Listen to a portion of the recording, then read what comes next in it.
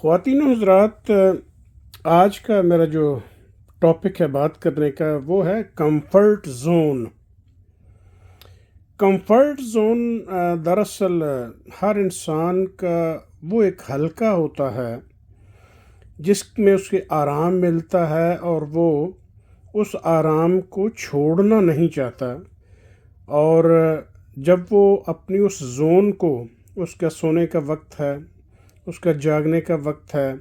اس کا کھانے پینے کا وقت ہے، اس کا گھومنے پھرنے کا وقت ہے، جو اس کو چیزیں پسند ہیں، اس حلقے میں جب تک وہ رہے گا تو اس کو کہتے ہیں کمفرٹ زون۔ اب یہ کمفرٹ زون جو ہے، یہ جب تک کوئی بندہ اس اپنی کمفرٹ زون سے باہر نہیں نکلتا تو وہ کامیاب نہیں ہو سکتا۔ کامیابی ظاہر ہے کہ ہم کہتے ہیں جی نصیبوں کی بات ہے، لیکن نصیب اور تقدیر وہ چیز ہے جو کہ اللہ تعالیٰ کے حکم کے ساتھ یہ بھی مشروط ہے کہ آپ کوشش کریں، اور کوشش جب بھی کرنی ہوتی ہے تو وہ اپنی کمفرٹ زون سے باہر نکلنا ہوتا ہے، جس کی سب سے بڑی دلیل اور سب سے بڑی مثال آپ صلی اللہ علیہ وسلم کی سیرت پڑھ کے دیکھیں تو آپ کو اندازہ ہوگا کہ زندگی بھر آپ صلی اللہ علیہ وسلم نے مشقت کی، محنت کی، کوشش کی، ملامتیں لوگوں کی سہیں، لیکن اپنے نقطۂ نظر پر قائم رہتے ہوئے ہر چیلنج کو قبول کیا، اور اس چیلنج کو قبول کرتے آگے بڑھتے گئے۔ اور اس کی سب سے بڑی ایک مثال، جب مکہ سے آپ صلی اللہ علیہ وسلم ہجرت کر کے، اب مکہ ان کا گھر تھا آپ صلی اللہ علیہ وسلم کا، لیکن چونکہ مکہ میں وہ جو دعوت کا کام تھا وہ اس طریقے سے ہو نہیں پا رہا تھا، تو وہ چیلنج تھا، تو اس چیلنج کو کہ میٹ کرنے کے لیے کہ یہ دعوت کا کام رکنا تو نہیں ہے، اللہ کا حکم ہے، تو آپ صلی اللہ علیہ وسلم نے مکہ سے مدینے ہجرت کی۔ آپ اپنے اوپر اس چیز کو لاگو کریں کہ ہم عام لوگ جو ہیں، اپنے روزانہ کے کام کاج کے لیے ہماری خواہش ہوتی ہے کہ ہم اپنے بیوی بچوں، اپنے اہل خانہ کے ساتھ رہیں، جس کو آج کل دیس اور پردیس کا نام بھی دیا جاتا ہے۔ تو یہ کتنا مشکل ہوتا ہے کہ آپ ایڈجسٹ کرنے کے لیے، اڈیپٹیو ہونے کے لیے، وہاں کا ڈفرینٹ معاشرہ، ڈفرینٹ کلچر، اس کی معاشیات ڈفرینٹ، وہاں کیسے حالات ہوں گے، تو یہ سب چیزیں ایسی تھیں، لیکن اس کے باوجود آپ صلی اللہ علیہ وسلم نے وہ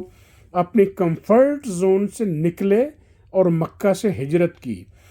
اور اسی حوالے سے سورہ رعد میں اللہ تعالیٰ فرماتے ہیں کہ اللہ تعالیٰ کسی قوم کی حالت نہیں بدلتا جب تک وہ خود اپنی حالت نہ بدلے۔ اب اپنی حالت انسان کی جو اس کی جبلت میں ہے وہ آرام پرستی ہے، تو جب وہ اپنی آرام پرستی اور اس کمفرٹ زون سے باہر نہیں آئے گا تو دنیا کیا، آخرت کیا، کچھ بھی اس میں کامیابی حاصل نہیں ہو سکتی ہے۔ اگر آپ اللہ تعالیٰ کے دین کو ہی لے لیں تو اللہ تعالیٰ نے کچھ حدود مقرر کی ہیں، اور کچھ بنیادی ارکان ہیں دین کے جن پر عمل کرنے کے ساتھ ہی آپ مسلمان رہ سکتے ہیں۔ جیسے ہی آپ کلمہ پڑھتے ہیں اس وقت آپ ان بندشوں میں آ جاتے ہیں، اور اس کی کچھ حدود ہیں، ان حدود میں آپ رہیں گے تو آپ مسلمان رہ سکتے ہیں۔ اور وہی کمفرٹ زون کو چھوڑنا پڑے گا۔ نماز پڑھنی ہے فجر کی، آپ کو نیند آ رہی ہے، آپ نے تہجد ادا کرنی ہے، بہت نیند آ رہی ہے، آپ کمفرٹ زون سے باہر نکلیں گے، چیلنج قبول کریں گے، تہجد پڑھیں گے تو انعامات ملیں گے۔ اسی طرح فجر کی بات ہے، پھر باقی نمازوں کی بات ہے۔ آپ رمضان شریف کے روزے مشقت میں رکھیں گے، آپ کمفرٹ زون سے باہر آئیں گے تو آپ کو اس کا اجر ملے گا۔ اسی طرح باقی چیزیں جو ہیں وہ جب تک آپ کمفرٹ زون سے باہر نہیں آئیں گے، نہ آپ میں کوئی تبدیلی ممکن ہے، اور نہ ہی اس معاشرے میں ایسی کوئی تبدیلی ممکن ہے جہاں کہ افراد جو ہیں وہ اپنی کمفرٹ زون سے باہر آنا پسند نہیں کریں گے۔ اب میں چند مسلم ممالک کی آپ کو اگزامپل دیتا ہوں جو اپنی کمفرٹ زون سے، جو کہ ان کی ٹریڈیشنل روایتی زونز تھیں، ان سے نکل کر جب انہوں نے چیلنج قبول کیا اور ایک نئی جگہ پہ گئے، نئی چیزیں سوچیں، نئے تھاٹس آئے، نئی سوچیں آئیں، تو وہ ترقی یافتہ کہلانے لگے، یا وہ ان میں انقلاب برپا ہوا کہ آپ یہ دبئی کی بات کر لیں، متحدہ عرب امارات کی، یہ عرب کے علاقے آپ کو پتہ ہے کہ ان کی ساری جو معیشت تھی وہ صحرا پہ تھی، اور صحرا کا پتہ ہے کہ وہاں سے کیا سوائے ریت کے اور کیا تھا. لیکن اس تھریٹ ہے اس کو اپرچونٹی میں بدلنے کے لیے جو متحدہ عرب امارات ہیں، انہوں نے اس کے اندر جدت، انوویشن جسے ہم کہتے ہیں، یا پھر سیاحت اور فائنانس میں بہت سی سرمایہ کاری خود بھی کی، اور اس کو ایسا پرامن مرکز بنایا لوگوں کے لیے، کہ باہر کے لوگوں کے لیے کہ وہ بھی آئیں اور وہاں انویسٹ کریں. تو وہ جو بادشاہ تھے اس وقت کے، جو ان کے لیڈر تھے، وہ اپنی کمفرٹ زون سے باہر نکلے اور انہوں نے کچھ ریفارمز، کچھ اصلاحات انٹروڈیوس کروائیں. اس کے بعد وہاں انویسٹمنٹ آئی. تو متحدہ عرب امارات کی جو ٹیکنالوجیکل ایڈوانسمنٹ ہے، یا وہاں باقی چیزوں کی جو ترقی ہے، وہ دیکھ لیں کہ وہ کس قدر بہتر ہے نسبتاً ان ممالک سے جن معاشروں میں کمفرٹ زون سے باہر آنے کو چیلنج سمجھا جاتا ہے، آیا نہیں جاتا. دوسری اگزامپل ترکی کی ہے. ان کی بھی مشرقی روایات تھیں، لیکن انہوں نے مشرقی روایات کو یا تو ویلیو ایڈیشن کی، یا انہوں نے جو ویسٹرن انڈسٹری تھی اس کو ترقی کر کے اس میں جدید چیزیں انٹروڈیوس کر کے ان کو ایسا کنٹراسٹنگ فیچر بنایا کہ آج کل آپ دیکھتے ہیں کہ ترکی بھی ایک ڈیولپڈ کنٹری میں شمار ہونے لگا ہے، اور وہ بھی اپنی کمفرٹ زون سے باہر آئے، اور انہوں نے اپنی روایتی جو مشرقی جو ان کی روایات تھی ان میں بلینڈ کیا. انہوں نے جو مغرب کی جو انڈسٹریل گروتھ تھی اس کو، ان کا اگر بنیادی طور پر ان کا جو ذرائع آمدنی تھا، ان کا معیشت کا جو مرکز تھا یا سورس تھی، اگر ایگریکلچر تھا تو ایگریکلچر میں ویلیو ایڈیشن کی. لیکن الٹیمیٹلی انڈسٹری لے کے آئے، جدید لے کے آئے، اور لوگوں کی ضروریات انہوں نے پوری کی. تو ترکی بھی ان ترقی یافتہ معاشروں میں شامل ہونے لگا. اسی طرح ملائیشیا کی آپ بات کر لیں، ٹیکنالوجی، ایجوکیشن اور جو ان کا جو انفراسٹرکچر ہے اس میں انویسٹمنٹ خود بھی کی، باہر سے بھی کروائی، اور اس کے نتیجہ میں جب وہ اپنی کمفرٹ زون سے ان کی لیڈرشپ، ان کے عوام باہر نکلے، تو ان میں بھی ایک تبدیلی جو ہے وہ آپ کو نظر آتی ہے کہ وہ بہت بہتر ہیں ان معاشروں سے جہاں کی لیڈرشپ جو ہے وہ چیلنج قبول نہیں کرتی ہے، جہاں کے عوام الناس جو ہیں وہ مجموعی طور پر وہ اپنی کمفرٹ زونز کو چھوڑنے کے لیے تیار نہیں ہیں. اسی طرح اگر آپ ترقی یافتہ ممالک میں بات کریں، آپ کے سامنے جنوبی کوریا ہے. آج سے 40-50 سال پہلے وہ پاکستان جیسے ملکوں کے پیچھے ان کا جو یہ جو ہوتا ہے کمیشن 5 سال کا پروگرام منصوبہ بندی کا یا 10 سالہ، اس کے پیچھے گھوم رہا ہوتا تھا، لیکن خود جنگ زدہ تھا، غربت سے نکلنے کی کوشش کر رہا تھا. لیکن وہ غربت سے نکلنا اس وقت ہے جب تک وہ روایتی چیزوں کو چھوڑ کر ان چیلنجز کو قبول نہیں کرتا جو کہ عالمی لیول پہ یعنی گلوبل لیول پہ ان کو درپیش تھے. انہوں نے بھی اس سفر کا آغاز تعلیم سے، تحقیق سے اور انڈسٹری سے کیا، اس میں انویسٹمنٹ کی، اور اس کے بعد باہر کے لوگوں نے ان کے لیے اس اپنے ملک کو جو ہے وہ ایسا مرکز بنایا کہ جن میں ان کو پتہ چلا لوگوں کو کہ یہاں انویسٹمنٹ کرنا بے سود نہیں ہے بلکہ یہاں منافع بخش کاروبار ہے. وہ بھی اسی طرح آگے بڑھ کے.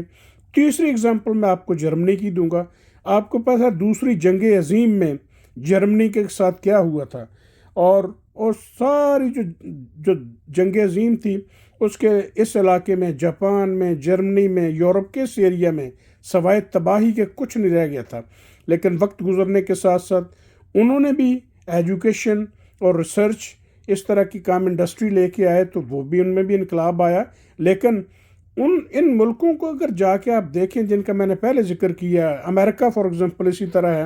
کہ وہ بھی انٹرپرینیورشپ اور ٹیکنالوجی میں آگے بڑھا. ان کی ایجوکیشن کا اور سارا ان کا جو فوکس ہے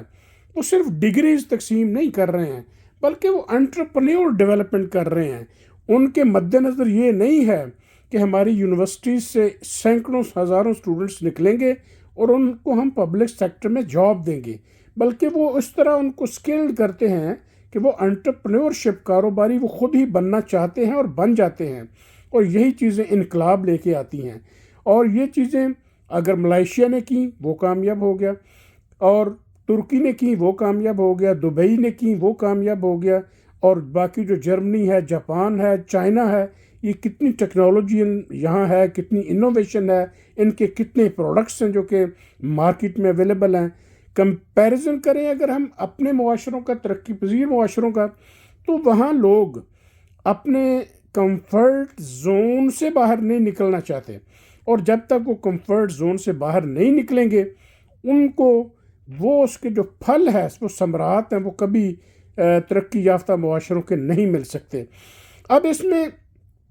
کمفرٹ زون سے نکلنے میں کن عناصر یا عوامل کا رول ہو سکتا ہے جو کہ as a policy, long term policy اپنے ملکوں میں ہمیں انٹروڈیوس کروانی چاہیے؟ ایک تو ایجوکیشن کی بات ہے